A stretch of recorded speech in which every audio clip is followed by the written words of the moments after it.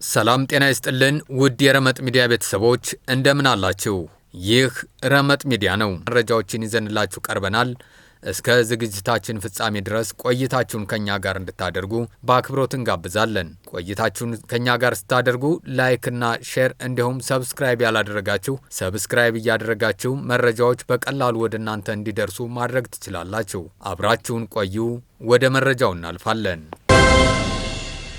ነዋይ ደበበ ነው የተሳሳተው ወይንስ ተመልካች? ከንቲባ አዳነች አቤቤ ስለ ማስተር አብነት ተናገሩም። የትግራይ ክልል ጊዜያዊ አስተዳደር አፋጣኝ ምላሽ እንዲሰጠው ጠየቀም። የትግራይ ክልል ጊዜያዊ አስተዳደር አፋጣኝ ምላሽ እንዲሰጠው ጠየቀም። የትግራይ ክልል ጊዜያዊ አስተዳደር ንግድ ቢሮ በክልሉ ውስጥ ያለውን የነዳጅ እጥረት አሳሳቢ ሁኔታ ላይ መድረሱን አስታወቀ። ንግድ ቢሮው ለፌዴራል መንግስቱ መስሪያ ቤቶች ዛሬ በጻፈው ደብዳቤ ባለፉት 12 ወራት ወደ ክልሉ ይገባ የነበረው ነዳጅ በእጅጉ እንዲቀንስ መደረጉን ገልጾ ይህ እንዲስተካከል በተደጋጋሚ ቢጠይቅም መፍትሄ ማጣቱን አስታውቋል።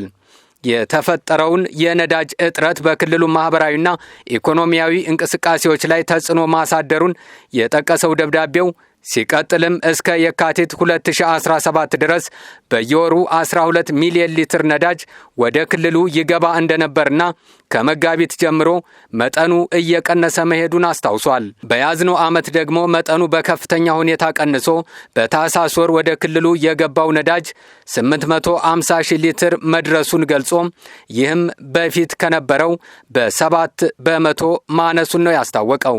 የነዳጅ አቅርቦቱ ወደ መቆም እየተጠጋ በመሆኑም የድንገተኛና ነፍስ አድን ስራዎች እየቆሙ የሕክምና ተቋማት መደበኛና ድንገተኛ አገልግሎት መስጠት የማይችሉበት ደረጃ እየደረሱ ነው ብሏል። ደብዳቤው ጨምሮም በነዳጅ እጥረት የተነሳ በ146 መጠለያ ጣቢያዎች ለሚገኙ ተፈናቃዮች አስቸኳይ እርዳታ ማድረስ እንዳልተቻለም ገልጿል።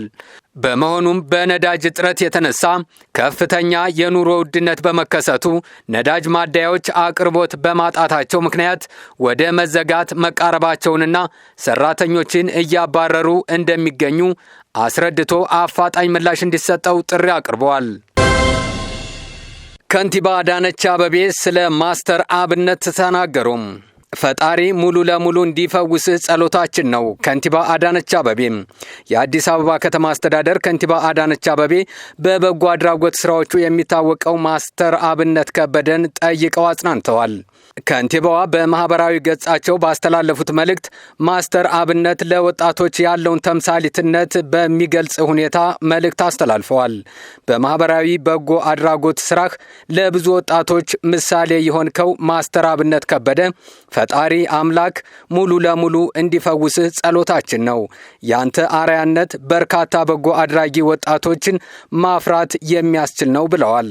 ማስተር አብነት በብዙዎች ዘንድ ለተቸገሩ ወገኖች በመድረስና በተለይም በጎዳና ላይ ያሉ ወገኖችን በማንሳት የሚታወቅ ቅን ኢትዮጵያዊ ሲሆን ከጥቂት ጊዜያት ወዲህ በጽኑ መታመሙ ይታወሳል። ነዋይ ደበበ ነው የተሳሳተው ወይንስ ተመልካች? በኢትዮጵያ ሙዚቃ ኢንዱስትሪ ውስጥ ከሮሃ ባንድ ዘመን ጀምሮም በድምፃዊና በዜማ ደራሲነቱ ትልቅ ስም ያለው ነዋይ ደበበ ከሰሞኑ በተሰጠው የፖለቲካ አስተያየትና ከገዢው ፓርቲ ጋር ባለው የጠበቀ ቁርኝት ምክንያት በማህበራዊ ሚዲያ ከፍተኛ ትችት እየተሰነዘረበት ይገኛል። ነዋይ ደበበ በሙዚቃ ሕይወቱም ከፖለቲካ ጋር ተሸሽጎ የማያውቅ ድምፃዊ ነው።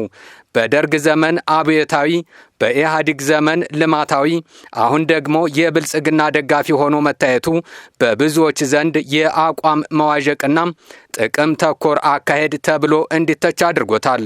በተለይም ሰሞኑን የቀድሞውን ጠቅላይ ሚኒስትር መለስ ዜናዊን በመውቀስ ለአሁኑ ጠቅላይ ሚኒስትር ያሳየው ወገንተኝነት በማህበራዊ ሚዲያ የህዝብ ፍርድ ቤት እንዲቆምና እንዲጠለጠል ምክንያት ሆኗል። ነዋይ በቀድሞው መንግስታት በደርግና በኢህአዴግ ዘመን ለስርዓቶቹ ቢዘፍንም በወቅቱ የነበረው ክፍያ ከዝናና ከሞራል ድጋፍ የዘለለ ከፍተኛ የፋይናንስ ጥቅም የሚያስገኝ አልነበረም። ሆኖም በአሁኑ የብልጽግና መንግስት ዘመን ድምፃዊው የፋይናንስ አቅሙን በከፍተኛ ሁኔታ እንደቀየረ መረጃዎች ይጠቁማሉ። በተለይም በቅርቡ ለጅማ ከተማ ክብርና ለግድቡ ያወጣውን ዘፈን ተከትሎ ወደ ስፍራው ተጉዞ ላቀረበው የመድረክ ስራና ለዜማው ከ15 ሚሊዮን ብር በላይ ክፍያ እንደተፈጸመለት በስፍራው የነበሩ ታማኝ ምንጮች ገልጸዋል። ይህ ክፍያ በኢትዮጵያ የሙዚቃ ታሪክ ለአንድ ነጠላ ዜማና የኮንሰርት ተሳትፎ ከተከፈሉ ከፍተኛ ገንዘቦች ተራ የሚሰለፍ ሲሆን ድምፃዊው ከአሁኑ መንግስት ጋር ያለውን የጥቅም ትስስር ያሳያል ተብሎ እየተነገረ ነው። ከአሜሪካ ቆይታው በኋላ የኢትዮጵያን ሚሊኒየም ተከትሎ ወደ ሀገር ቤት የተመለሰው ነዋይ የግል ሕይወቱም ከፍተኛ ጦስ እንደገጠመው ይታወቃል። ለረጅም ዓመታት አብራው ከኖረችውና የሁለት ልጆች እናት ከሆነችው ወይዘሮ አይዳ ጋር የነበረው ትዳር በፍቺ ተጠናቋል። ይህንን ፍቺ ተከትሎም በቦሌ መድኃኔዓለም አካባቢ የነበረው ከፍተኛ ዋጋ የሚያወጣ መሬትና የጋራ ንብረቶችን ለንብረት ክፍፍል ሲሉ ለአንድ ታዋቂ ባለሀብት እንደሸጡ መረጃዎች ያመለክታሉ። ነዋይ ከመጀመሪያ ትዳሩ መፍረስ በኋላ አዲስ ሕይወት በመጀመር ሌላ ትዳር የመሰረተ ሲሆን ከዚህ አዲስ ትዳሩም 3 ልጆችን ማፍራቱ ይታወቃል።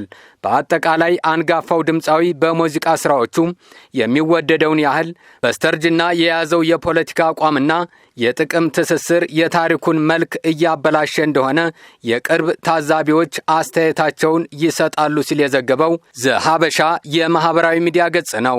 ውድ ቤተሰቦቻችን እስካሁን አብራችሁን ስለቆያችሁ ከልብ እናመሰግናለን። ጤና ይስጥልን።